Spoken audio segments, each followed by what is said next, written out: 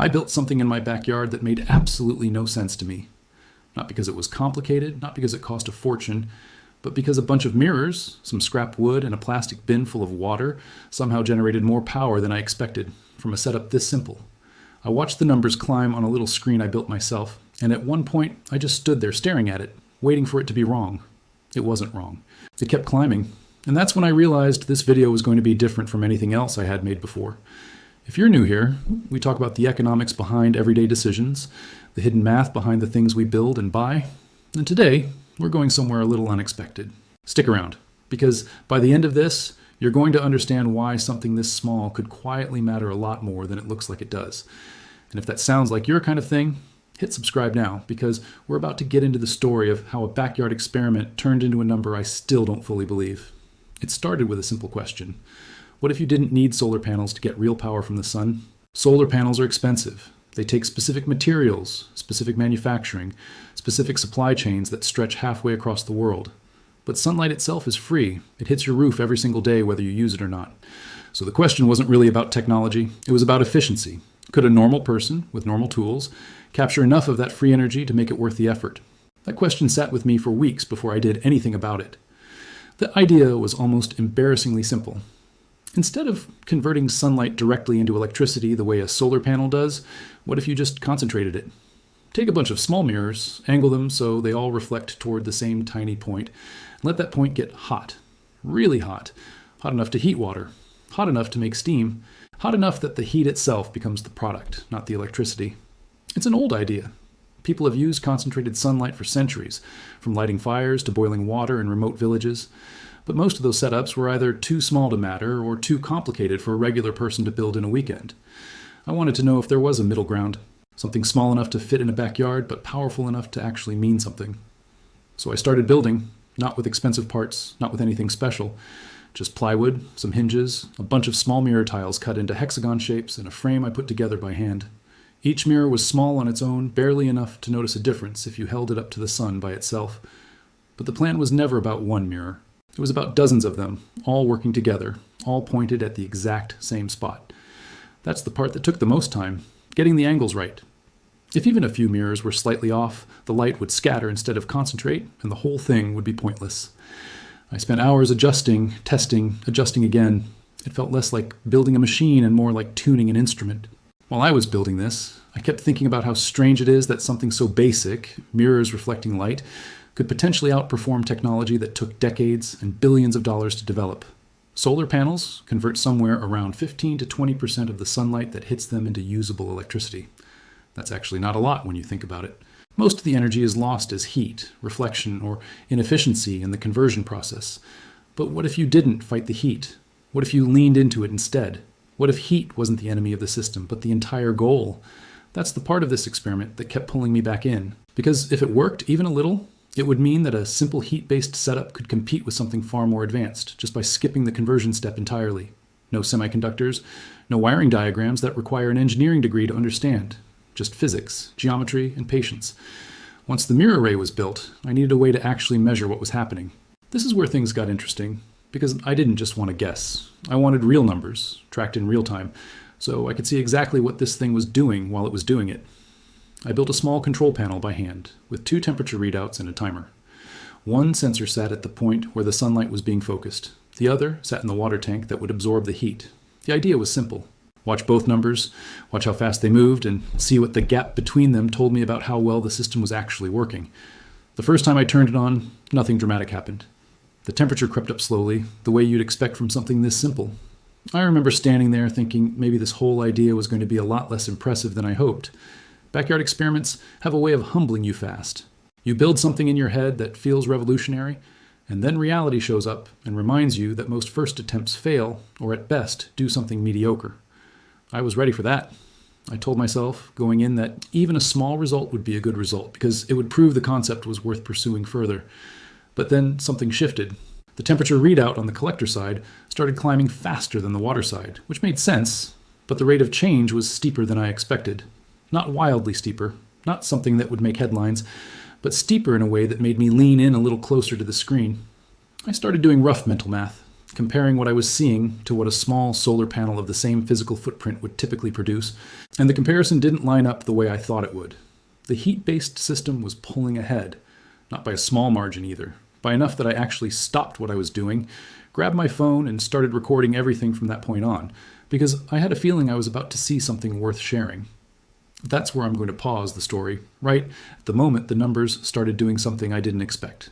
Because what happened over the next 30 minutes of testing is the part that made me question everything I thought I knew about small-scale energy projects. And it's the part that turns this from a fun weekend build into something with real economic weight behind it. The timer kept running, and I kept watching those two numbers climb in a way that felt almost unnatural for something built out of plywood and mirror tiles. The collector temperature kept rising, faster than the water temperature, which is exactly what you'd expect physically, but the pace of the climb is what kept catching my attention. I've messed around with small heat experiments before.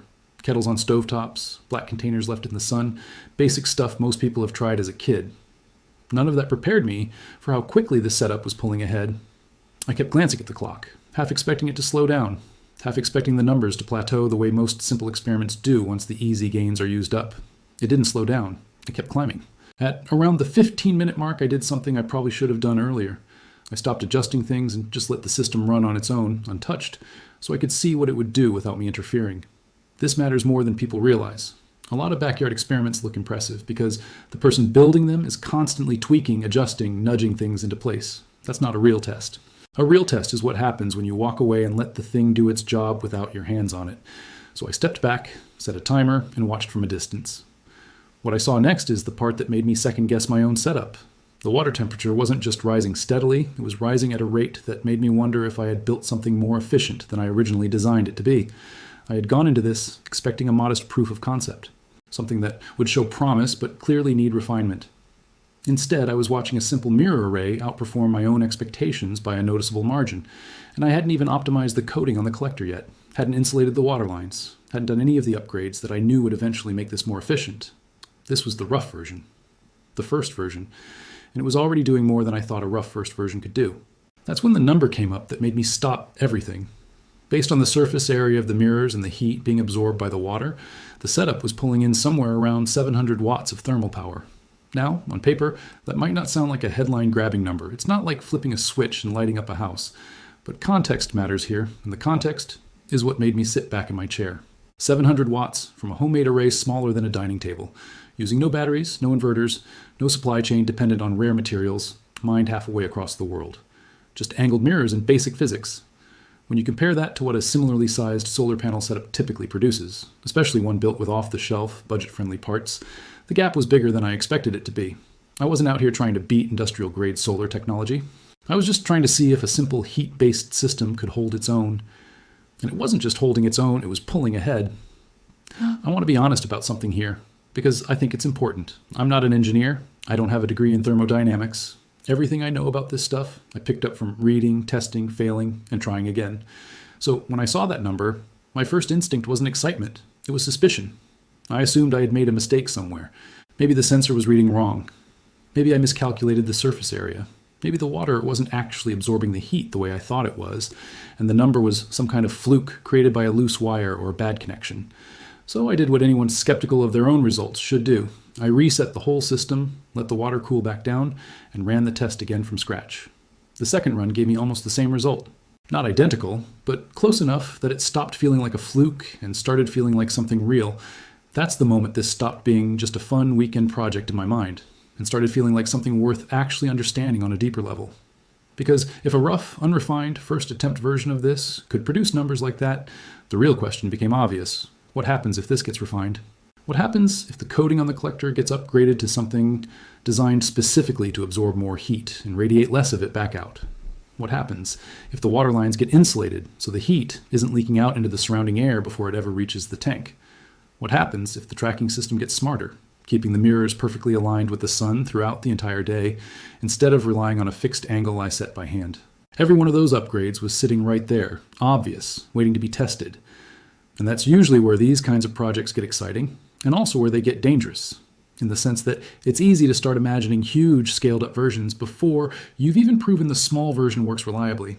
I've seen that happen with other builders online. People who get one good result and immediately start dreaming about massive installations, industrial applications, things way beyond what a backyard test can actually prove. I didn't want to fall into that trap. I wanted to stay grounded in what the numbers were actually telling me, not what I wished they were telling me. But here's the thing that kept nagging at me while I sat there running test after test. This wasn't just a fun science experiment anymore. It was starting to feel like a real answer to a real economic question. Energy costs money. Heating water costs money. Whether it's for a home, a small business, or somewhere off-grid that doesn't have easy access to consistent power, heat is one of the most basic and expensive needs there is. And here I was, looking at a homemade setup, built with hand tools and cheap materials, generating meaningful thermal output using nothing but sunlight and geometry. No monthly fuel cost, no electricity bill tied to it, just the upfront cost of building it, and then free energy every single day the sun came up. That's the part that turned this from a fun video idea into something I felt like I needed to actually take seriously. Because if the economics behind this made sense, even a little, then this wasn't just about me in a backyard chasing a curiosity. It was about a much bigger question. How much of our current energy system exists not because it's the most efficient option, but because it's the option we've built infrastructure around? How much cheaper, how much simpler could things be if more people understood that concentrated heat, done right, can rival technology that costs thousands of dollars and takes a factory to produce? I kept running the numbers over and over in my head that afternoon, comparing what I was seeing against typical output from budget solar setups, against typical costs for water heating, against every angle I could think of. And every time, the same thought kept coming back. This little mirror array, built mostly from trial and error, was punching way above its weight. And I hadn't even gotten to the part where things almost went wrong. That's when things almost went sideways, and honestly, this is the part of the day that made me realize how quickly a good result can turn into a costly mistake if you're not paying attention. I had been running the system for close to 30 minutes at that point, watching the water temperature climb steadily, feeling pretty good about where things were headed. I stepped away for maybe 2 minutes, just long enough to grab a notebook so I could start writing down the numbers properly instead of relying on memory. And when I came back, the collector temperature had jumped in a way that didn't match the pace it had been climbing at before. It wasn't a slow, steady increase anymore. It had spiked. And that told me something important. The system wasn't just working. It was working faster than I was prepared for, and if I hadn't been paying attention, that kind of spike could have caused real damage, either to the equipment or to the plastic components holding everything together. That moment mattered more than the 700 watt number did, if I'm being honest, because it showed me something that raw numbers can't show you. It showed me that this setup had more potential than my current design was ready to handle safely. A system that can build heat faster than expected is impressive, but it's also a warning sign. It means the next version needs better safety margins, better materials, better ways of monitoring what's happening in real time, so a 2-minute distraction doesn't turn into a real problem. I stood there for a second, just thinking about how easy it would be for someone less careful to walk away from a setup like this for longer, come back, and find something melted, cracked, or worse. That's the part of DIY energy projects nobody really talks about. The excitement of good results can make you careless, and carelessness is where accidents happen. So I slowed everything down after that. I let the system cool, I recorded the final numbers, and I sat there for a long time just thinking about what I had actually built. Not in a dramatic way, just quietly turning it over in my head. A stack of mirror tiles, some plywood, a plastic bin, a couple of temperature sensors, and 30 minutes of direct sunlight had produced something that outperformed what I expected from a first attempt, using off-the-shelf, budget-friendly materials. No fuel, no electricity bill, no moving parts beyond a simple frame. Just angled reflections doing exactly what physics says they should do, if you take the time to line everything up correctly. What struck me most, sitting there afterward, wasn't really the number itself. Numbers are easy to get excited about for a day and then forget. What stuck with me was the bigger idea underneath it. We live in a world where energy feels complicated. It feels like something only big companies with massive budgets and specialized engineers can figure out. We're told that real solutions require huge investments, government subsidies, corporate research labs, years of development. And maybe for certain technologies that's true. But this experiment reminded me that some of the most basic physics in the world, the same principles people have understood for centuries, are still sitting right there, waiting for someone to actually build them instead of just reading about them. I think that's why this project ended up meaning more to me than I expected going into it. It wasn't really about proving that mirrors are better than solar panels. That's not a fair comparison, and I want to be honest about that. Solar panels produce electricity, which can power almost anything. This setup produces heat, which is useful, but limited to certain applications. They're not solving the exact same problem. But what this experiment did prove, at least to me, is that we often overlook simple solutions because we assume simple things can't be powerful. We assume that if something were really effective, someone would have already scaled it, commercialized it, put it on shelves everywhere. But sometimes the reason something hasn't been scaled has nothing to do with whether it works. It has to do with what's profitable, what fits existing infrastructure, what large companies are already invested in producing. A backyard mirror array doesn't sell subscriptions. It doesn't require ongoing purchases. Once it's built, it just works, day after day for free. And systems like that don't always get the attention they deserve. Not because they don't work, but because there's no billion-dollar industry built around convincing you to buy one. That thought sat with me the rest of the day. How many other simple, almost old-fashioned ideas are out there right now, quietly capable of doing more than we give them credit for, simply because they don't fit neatly into how modern markets are built? How much of what we assume is impossible is actually just unprofitable? That's not a conspiracy theory. That's just how economics works. Good ideas don't always win. Profitable ideas win. And every once in a while, a good idea and a profitable idea happen to be the same thing, but a lot of the time, they're not. And the good idea just sits there, waiting for someone curious enough to test it in their backyard.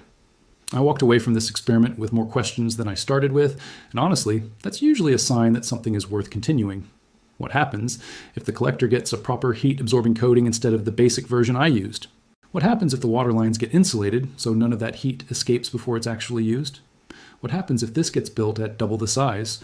Or if the tracking becomes fully automated so it follows the sun perfectly from morning to evening without me touching it?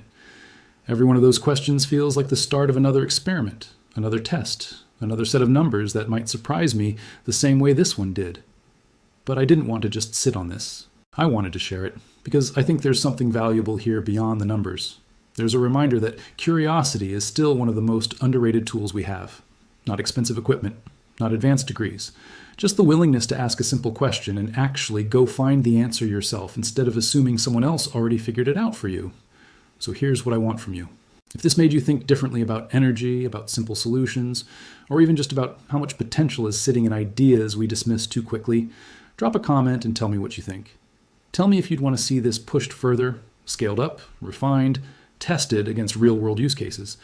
I read every single comment, and honestly, some of the best ideas for where to take this next are probably going to come from you, not me. And if you know someone who'd find this as interesting as you did, someone who likes taking things apart to understand how they really work, share this with them. Let's get more people thinking this way, questioning the things we assume are already settled. Because sometimes the biggest answers really do start with the smallest, simplest experiments.